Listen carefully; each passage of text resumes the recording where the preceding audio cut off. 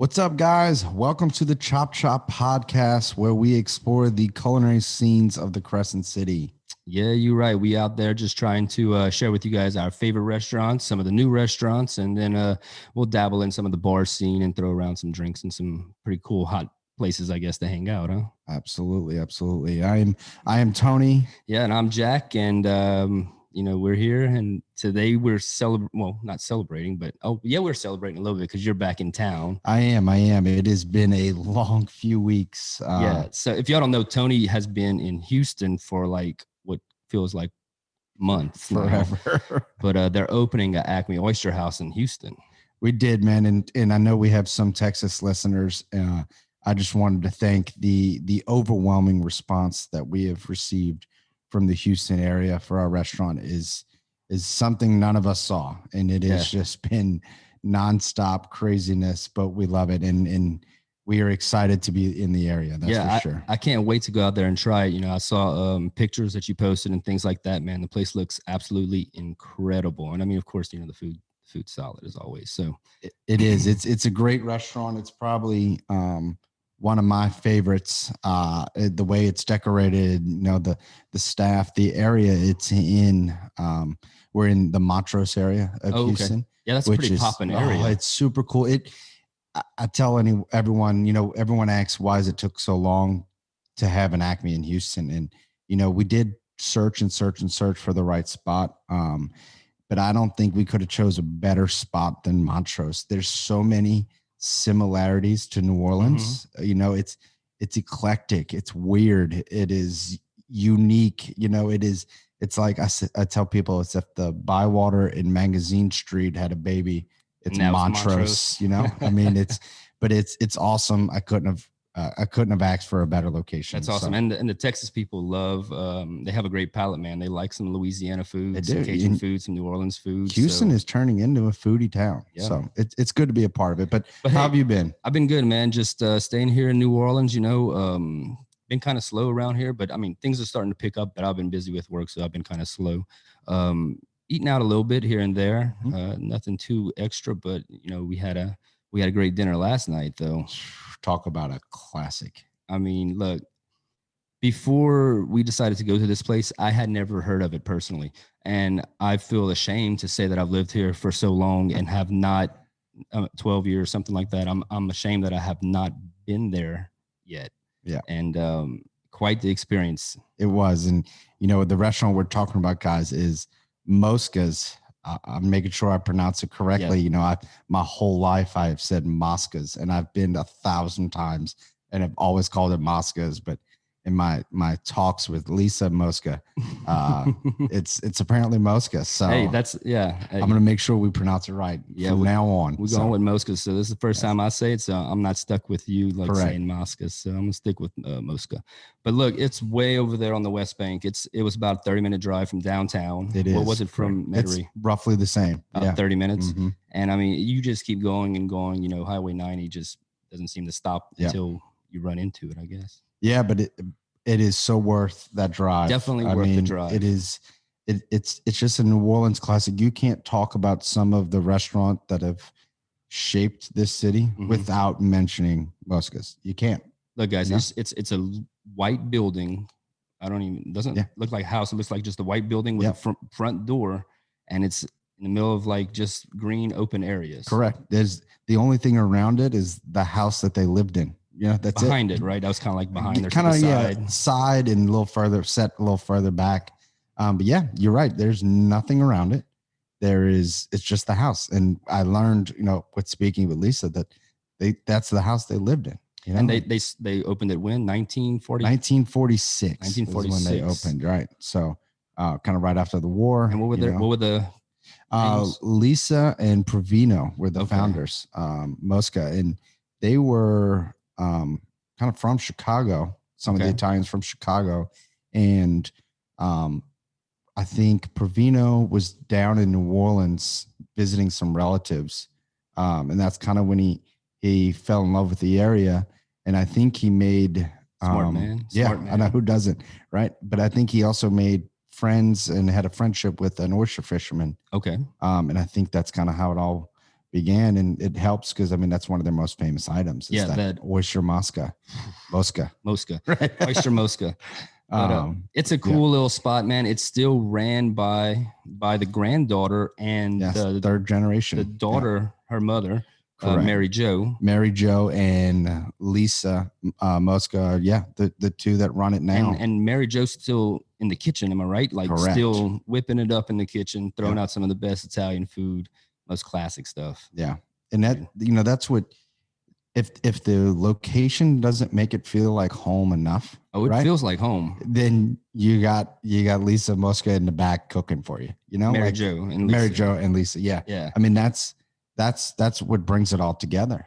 Well, what really brings it together is it's all family style serving. Most of it, anyway. Yeah, the majority of their menu. So your table is just packed. You'll be able to see it on our Instagram. We took a little group picture, but our table is just packed with food, and everybody's just passing plates around. Just I guess. Yeah, that's it. Yeah. It's just like I grew up in a very Italian family. On Sundays, we got together every Sunday. Mm-hmm. We cooked, and I know that's also a Louisiana thing. That's not just an Italian thing. Right, of course. But yeah, just plates are put in the middle of your table and you make yourself, you feel at home. Yeah. And it feels like it's nothing extravagant in there. You walk in, they got white tablecloths on the tables. But I mean, the chairs are just regular metal chairs, nothing fancy, nice and comfy though. Yeah. Nothing fancy. It's everything you need to go there. You can focus on the people that are there. You can focus on the food that's there and the drinks that's there. Yeah. So it's a great spot. I jokingly texted my brother-in-law, who's also Italian, and him and I are big wine guys. And I said, if Mosca's doesn't make you feel like an Italian, like you're in your grandma's house, being served red wine in a rocks glass. Oh yeah, it hit the heartstrings for me. I don't think I ever had red wine in a rocks glass. I've drank more red wine out of a rocks glass than I think I have a wine glass, and it just was perfect. I loved every second. That's awesome. You know what else is cool? If you read the menu, they have at the bottom that it's a minimum of 90 minutes. No, I'm sorry, 50 minutes. A minimum of 50 minutes for your food to come out. Love that. Yeah. So not only are you getting like the freshest of the fresh food, but now you got time to like I said, just hang out with the people that are there. That's the whole part of the wine that you mentioned. Right. I mean, you're not going there for a quick dinner, right? Like it is a destination restaurant. Like right. People are driving there to go there, right? Like no one's just driving by and saying, "Oh man, let's stop in at Mosca's." No, you plan your whole day around Mosca's, right? You plan your whole day around it. Yeah. Right. I know I did. Yeah, I did as well. Like I kind of skipped lunch a little bit, like I definitely did. I definitely had a light lunch. Right. Because I need all the space for all the carbs. Yeah. So let's get into some of the food we had, because I mean we'd be stupid to not talk about something. Yeah. So if you have a chance, we should take a picture of the menu and post it up absolutely. There. Real simple menu, guys. It's just like on a sheet of loose leaf paper. Yeah. And cool thing is no credit cards. No checks, cash only. Yep. I repeat, cash only. They do have an ATM machine though. Correct. So you're there with that. But great little menu, nothing too extravagant. I mean, you can tell it's like home cooking at its finest. It is just simply perfection. Yeah. So fantastic. We started with a little bit of wine. We did. We had I think we started with the Quilt Cabernet. Yeah, Quilt Cabernet.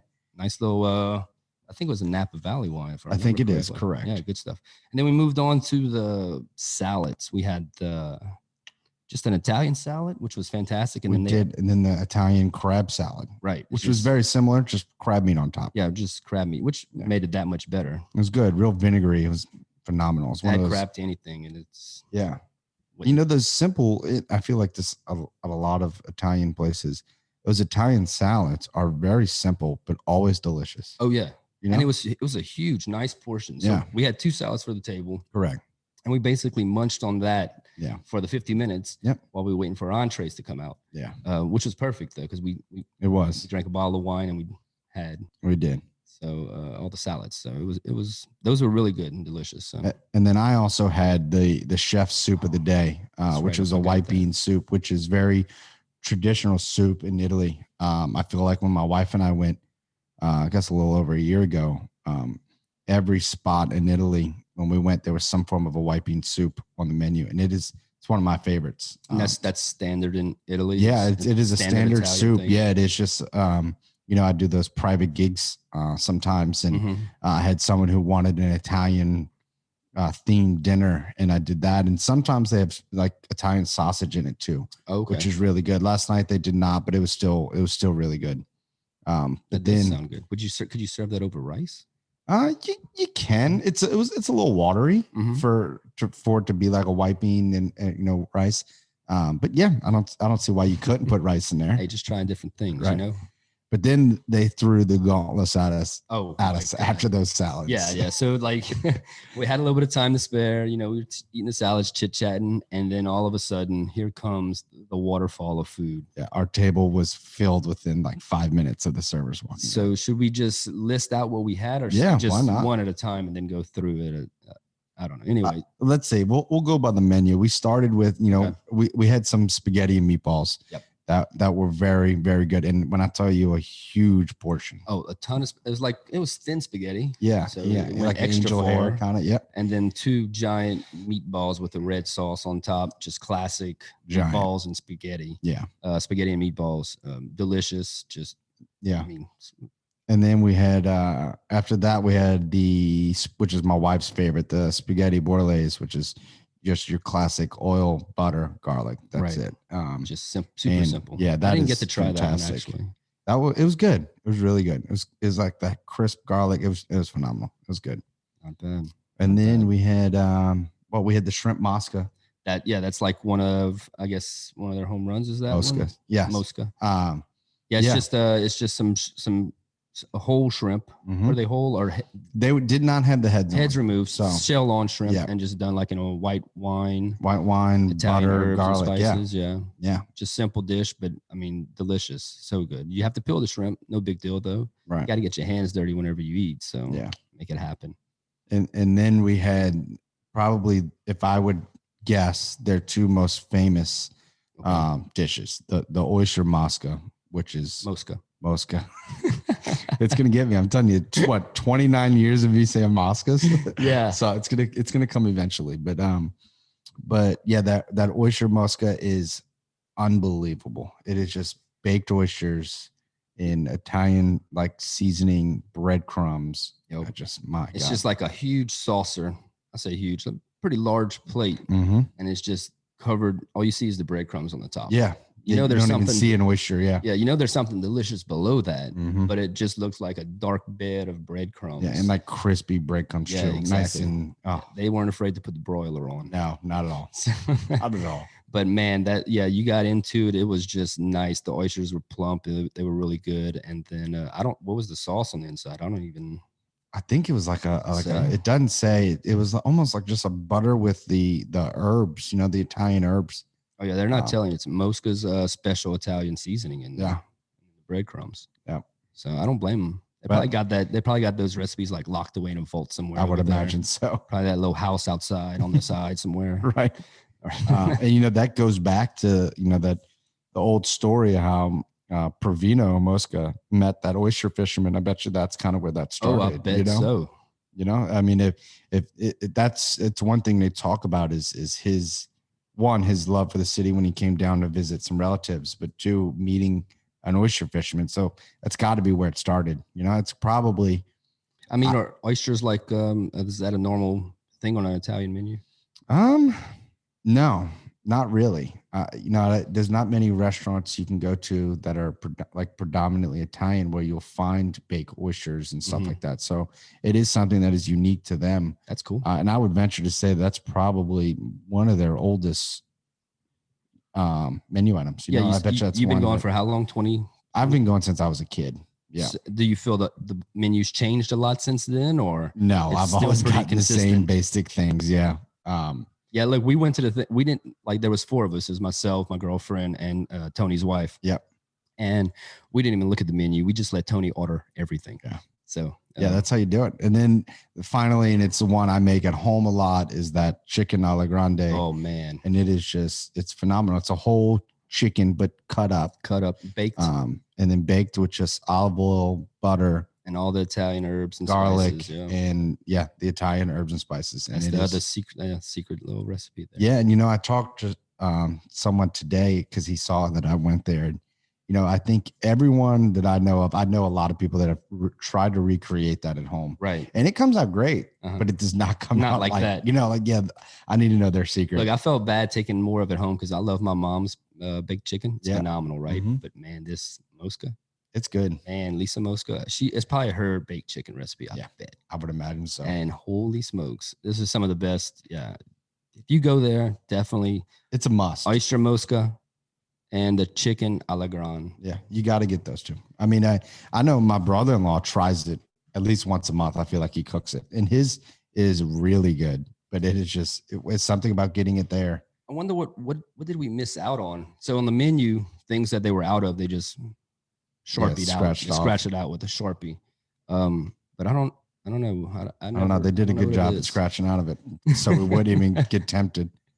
But overall, man, everything was phenomenal. And what was shockingly good too? Those potatoes. Oh yeah, they had the roasted potatoes. Because we got the sausage. Lisa sent us out. The Johnny sausage. Yes, which was it's like 4 links of Italian sausage or something like that. Yeah. It was good. Really good. Yeah, they were real good. And those came with the potatoes as well. And right. And we also had a side of potatoes come with it too. Right, because I ordered some more. Yeah. Because really good roasted potatoes are good. Yeah. It's kind of like the potatoes you get out of like a stew. Yeah. Real tender, and they've been full of they've been soaked in that oil juices, and I mean, how can that not be good? It was phenomenal. After that, we had surprisingly, I guess we did well not overeating our entrees because we still got dessert after. We did. And I think they were kind of out of most of the dessert because I could see they had a cheesecake on there. Yeah. Kind of wish we had that, but hey, you can't go wrong with Briccata's Italian ice cream. Yeah, so we had 2 flavors of Italian ice cream because one's not enough for us. Correct. So we had this pistachio. Yeah, and then the cinnamon almond. Cinnamon out. Yeah. Yeah, it was phenomenal. Both really well. Had to eat my lactose medicine. So. That boy was taking pills at the table. All right, let's not get too deep. But it was so good, guys. I mean, we also had another bottle of wine. We had that Peridot red blend. Oh yeah, that's the higher end of the Duckhorn. Yeah, it's in Duckhorn's family, which is another great wine. Yeah, I mean, I love a good red wine of any kind, really. Yeah.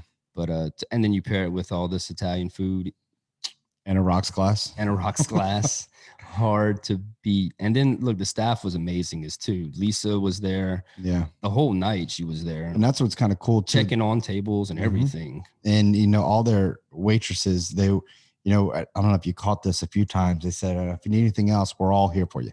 Like they all serve everybody, right? There's no sections, this isn't her table or his table, or it's just everyone helps everybody. Yeah. Right. And so it's just like a family, right? Just if you need something, ask the nearest person. Right? I can see why people go there. It's a big spot for super influential people in New Orleans. Right. I mentioned to Jack, guys, that every time I go there, there's at least one person in there that's influential, either in the city or in the country, someone who's very famous. Yeah. Last night we had a mixture of both of those, I guess. Yeah, we had a nice mixture of them. We had Connick Jr. was there with his whole family. The Connicks are kind of famous in this city. Definitely so. And then Harry obviously, right. Obviously, he does American Idol. Is that what it is? It's one of those. He's on so many shows. American Idol. I don't know. Yeah. Dude, I think he had his own show at one point.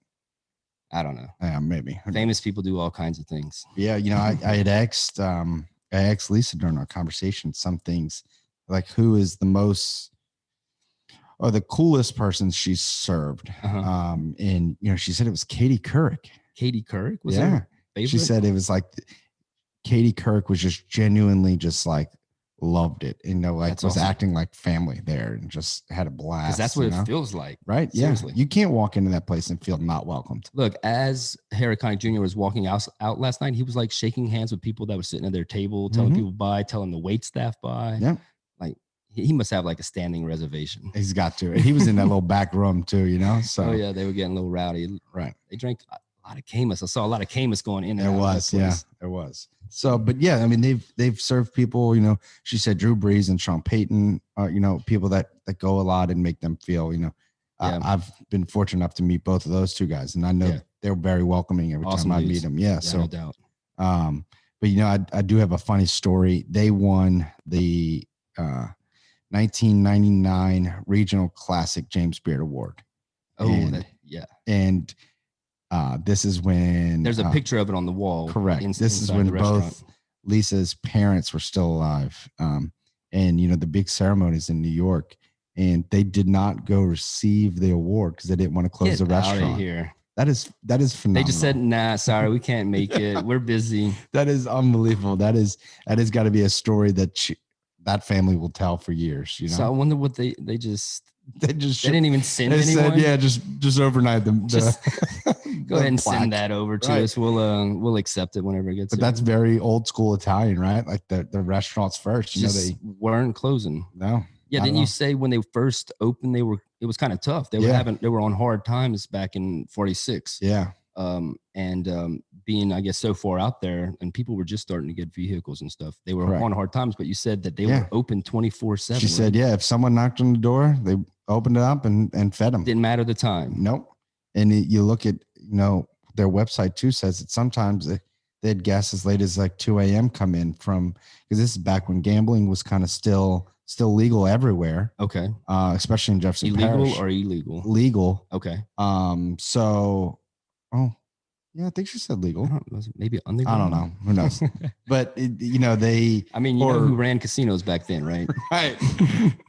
The guys, the Dagos like me. Yeah. But yeah. But she said people would come late at night and just look for food. After the casino. Yeah, after the casino. After the casino closed. Yeah, it said as late as 2 a.m. they were feeding people. I mean, I can see that. I want something to fill me up at 2 a.m. I bet you some deals were made in that place. Oh man, over wine and some Italian food. Decisions were made in that place. There was no shortage of that. I can imagine. Yeah, which is pretty cool. And I mean, like some big decision for the city itself too. So right, like I said, last time I was there, it was a while ago. It was for my sister's 30th, I think. Who was in there? The mayor of New Orleans was there. Steve Scalise was there. I mean, there were some powerful people in that room. Every time I go there, there's some influential person there. That's cool, man. Look, it was a great spot. I'm definitely gonna have to go back and check it out because there's still a lot of this menu I need to eat through. But the home runs last night, that oyster Mosca and the chicken alla Grande were fantastic. No Absolutely. Doubt. So, actually, everything was great, but those are my 2 home runs right there. I would say, for those the very small who haven't heard of this restaurant and haven't been yet, you got to go. Mm-hmm. I thought everyone in the city has heard of this place and has eaten there until I asked Jack if he wanted to go earlier this week. Look, I talked to a few people, and there was a lot of people that didn't know. That's crazy. It was the only people that knew what I was talking about are the people that were born and raised in New Orleans. Yeah. Well, a lot of people are missing out. Well, I guess we have so many restaurants here. I can see being a little overwhelming. And like you said, it's so far out, right? So it's not something that's constantly on people's mind. It's definitely worth the trip, though. And if you drink, be sure to get an Uber because it's a long way back. It is, and you got to go over the Huey P for some people, right? Yeah. So, but check it out, man. Mosca's over on the West Bank. Fantastic Italian spot. They treat you like family. It feels like your family there for sure. Absolutely. And the food is just downright Italian home cooking. Yep. I mean, they got Mama Mary Jo back there. Yeah. Cooking it up still. How incredible. And still doing phenomenal at it too. Yeah. She's got it. How old do you think she is? Did Lisa tell you? No, but I would say she's got to be in her 60s maybe. Yeah. Something like that. That's awesome. Every day just grinding out, just pumping out Italian food. I love it. Love that. Y'all check it out, man. It's a fantastic restaurant. We're going to keep eating everywhere. We're going to keep trying some new spots, and we'll be back with you guys. You got anything else you want to cover on Mosca's? I think that's it. All right, guys. Well, y'all keep eating. Keep eating, guys.